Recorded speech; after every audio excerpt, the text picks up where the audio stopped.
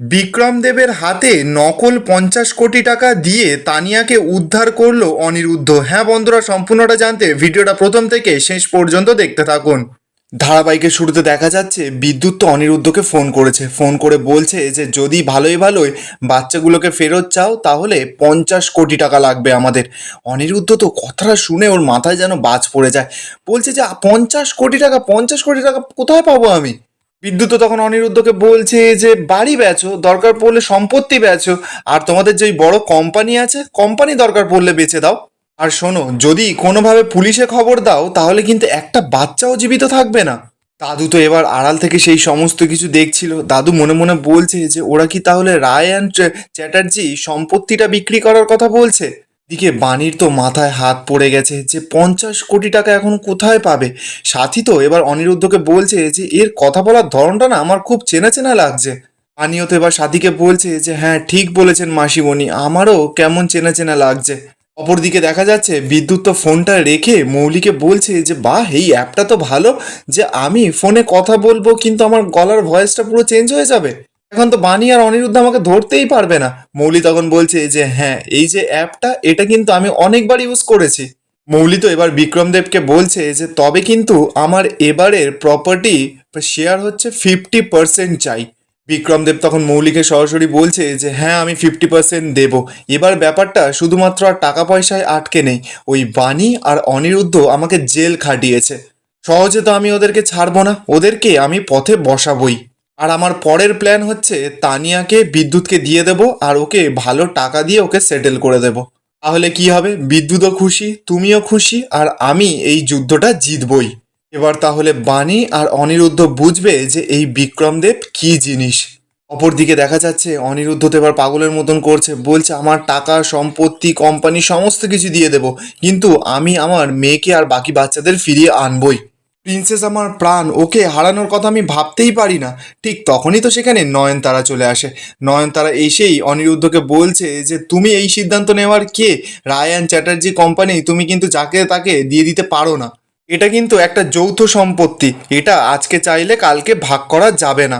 শুধুমাত্র বাণীর মেয়ের জন্য আমি এত বড় সম্পত্তি এত বড় সাম্রাজ্য হাতছাড়া হতে দিতে পারি না। অনিরুদ্ধ তো এবার চিৎকার করে নয়নতারাকে বলছে যে তানিয়া শুধুমাত্র বাণীর মেয়ে নয়, ও এই বাড়ির মেয়ে আর ও আমারও মেয়ে। শোনো ঠাম্মি, তুমি কিন্তু প্রিন্সেসকে নিয়ে একটা বাজে কথা বলবে না, আমি আমার প্রিন্সেসকে ঠিক ফিরিয়ে আনবই।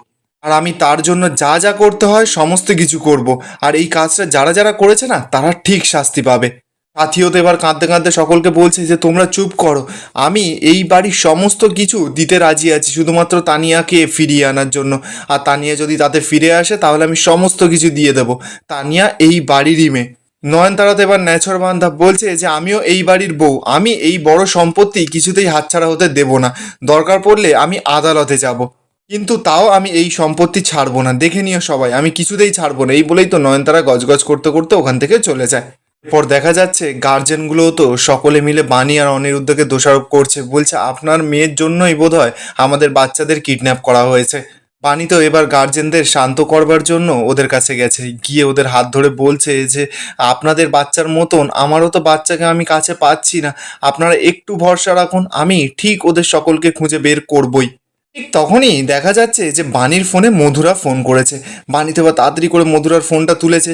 মধুরা তখন বাণীকে জানাচ্ছে যে বিক্রমদেব জেল থেকে ছাড়া পেয়ে গেছে।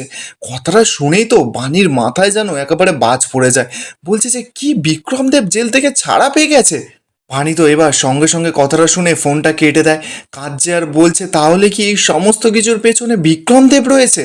অনিরুদ্ধ তখন জানাচ্ছে যে এই সোজা পথে যখন কিচ্ছু করতে পারেনি তখন এই লোকটা নোংরা পথ বেছে নিয়েছে।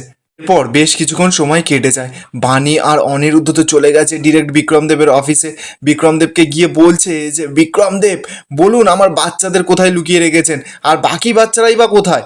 বাণীও তখন বলছে যে আর একটা কথা, আপনি জেল থেকে ছাড়া পেলেন কি করে, আর আপনাকে কেই বা জেল থেকে ছাড়ালো? বিক্রম তো এবার নাটক করছে, বলছে এতগুলো প্রশ্নের উত্তর একসঙ্গে দেবই বা কি করে, আর আমি তো কালকেই জেল থেকে ছাড়া পেলাম, আর আমি এসব বিষয়ে জানি না। বসুন না, বসুন, বসে আড্ডা দিই। অনিরুদ্ধ তো এবার রেগে গেছে, বলছে আমি এখানে আড্ডা দিতে আসিনি, বলুন আমার মেয়েকে কোথায় লুকিয়ে রেখেছেন বলুন। বিক্রম তো সেই একই নাটক করে যাচ্ছে, এমন করছে যেন কিছুই জানে না। বলছে তোমাদের মেয়েকে কিভাবে আমি কোথায় কিডন্যাপ করবো? আমি তো গতকালই ছাড়া পেলাম, আমি কোথায়, আমি কিচ্ছু জানি না এই বিষয়ে।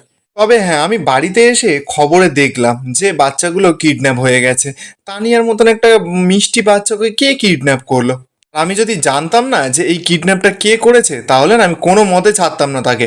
আনি তো এবার চিৎকার করে বিক্রমকে বলছে যে একদম নাটক করবেন না, আমরা খুব ভালো করে বুঝে গেছি যে এই অপহরণের পেছনে আপনার হাত রয়েছে। বিক্রম তো এবার নাটক করছে, বলছে যে আচ্ছা, এটার কি কোনো যুক্তি হলো নাকি? তোমাদের কাছে কি কোনো প্রমাণ আছে? তোমরা যে এত বড় অভিযোগ আমার নামে করছো? বানি তখন বলছে যে প্রমাণ তো আমরা পাবোই, কিন্তু যুক্তিটা না পুরো পরিষ্কার। এই যে অপহরণকারীরা সবসময় টাকা চাইলে নয় আমরা বুঝতাম, কিন্তু ওরা বারবার করে বলছে যে সম্পত্তি বিক্রি করো, হ্যাঁ, তারপরে ওই বিজনেস বিক্রি করে দাও, এইসব কেন বলছে তারা? কারণ আসল কথা, আমাদের এই সম্পত্তির ওপর আপনার নজর বহুদিনের। অন্য কোনো অপহরণকারীরা হলে না শুধুমাত্র টাকা নিয়ে চলে যেত, কিন্তু এরা সম্পত্তি হাতানোর কথা বলছে। আর এটা আপনার প্ল্যান ছাড়া আর অন্য কারোর প্ল্যান হতেই পারে না। বিক্রমদেব তখন বলছে যে তার মানে তুমি এটাই বলতে চাইছো যে কিডন্যাপাররা আমার মতন করে ভাবছে, তাই তো? তাহলে আসল কথা হলো কি, ওদের চাহিদাটা কি? ওরা চাইছে যে তোমরা তোমাদের সম্পত্তি সব বিক্রি করে ওদেরকে ওদের পাওনাটা দিয়ে দাও, তারপর তোমাদের মেয়েকে ওরা ছেড়ে দেবে। তাহলে তোমরা সম্পত্তি বিক্রি করছো নাই বা কেন? অনিরুদ্ধ তো এবার রেগে গেছে, বিক্রমের কলার ধরে বলছে যে আমার মেয়ের যদি কিছু হয় না, তাহলে আমি তোমাকে একদম ছাড়বো না। বানি তো এবার অনিরুদ্ধকে সাইডে নিয়ে আসে টেনে। বানি তো এবার অনিরুদ্ধকে বলছে যে উনি কিন্তু আমাদের ইচ্ছাকৃত করে তাতানোর চেষ্টা করছে, যাতে আমরা কোনো ভুল পদক্ষেপ নিয়ে ফেলি। অনিরুদ্ধ তো এবার চিৎকার করে বিক্রমকে বলছে যে আমার মেয়েকে না আমি ঠিক খুঁজে বের করব, আর যদি এই সমস্ত কিছুর পেছনে আপনার হাত থাকে তাহলে আইন আপনাকে শাস্তি দেবে। ঠিক তখনই দেখা যাচ্ছে যে অনিরুদ্ধর ফোনে চন্দন বলে সেই পুলিশ অফিসারটা ফোন করেছে। ফোন করে বলছে যে অনিরুদ্ধ, তুমি যে নাম্বারগুলো দিয়েছিল সেগুলো কিন্তু এই দেশের সিম নয়, সব ভিন রাজ্যের। তবে তুমি চিন্তা করো না, আমরা তদন্ত করে ঠিক খুঁজে বের করব। অনিরুদ্ধ তখন অফিসারকে বলছে যে হ্যাঁ চন্দন, আমার মেয়েকে একটাই রিকোয়েস্ট রয়েছে, আমার মেয়েকে খুঁজে বের করো তোমরা। অনিরুদ্ধ তো এই সব কথা বলে ফোনটা কেটে দেয়। বিক্রমদেব তো এতক্ষণ সব কিছু শুনছিল। বিক্রমদেব তখন অনিরুদ্ধকে বলছে যে দেখলে তো, এই তো ক্লিয়ার করে দিল যে সমস্ত কিছু ফোন ভিন রাজ্য থেকে এসেছে, এতে আমার কি দোষ? তোমরা শুধু শুধু অকারণে আমাকে হেনস্থা করছো। আরে বাবা, কিডন্যাপারদের সঙ্গে আমার কোনো সম্পর্ক নেই। পানি তো এবার বিক্রমদেবের সামনে গেছে, গিয়ে বলছে যে যদি এই কিডন্যাপের পেছনে আপনার হাত না থাকে তাহলে তো খুব ভালো কথা, আর যদি আপনি জেনে থাকেন যে মাম্মাম কোথায় তাহলে কিন্তু জানিয়ে দিন, তাহলে আমরা গিয়ে ওকে ছাড়িয়ে নিয়ে আসব।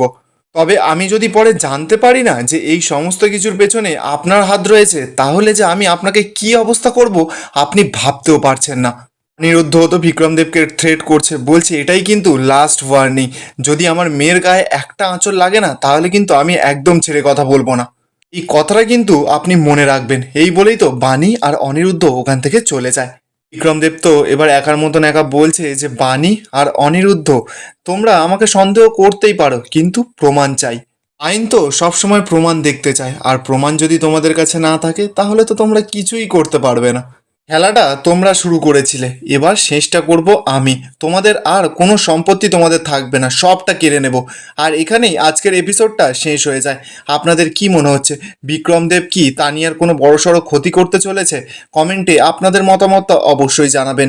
আর ভিডিওটা ভালো লেগে থাকলে চ্যানেলটা সাবস্ক্রাইব করে যাবেন।